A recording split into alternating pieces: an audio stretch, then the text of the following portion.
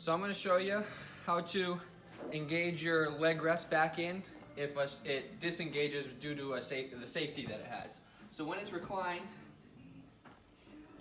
something gets stuck underneath here like this pillow, say. You're going to hear a click, or you might not hear it, your kids might do it, but how you'll know this happened is when you go to recline, this is as much as it's going to stop. It will come back up because the motor's still pushing it upwards, but when it's going down, stops right there. Another way you'll know is it's going to be loose. It's completely disengaged right now. To get it back on, you recline it completely out, so it's all the way out here. If you bring the camera over here, Ryan, you can probably see it.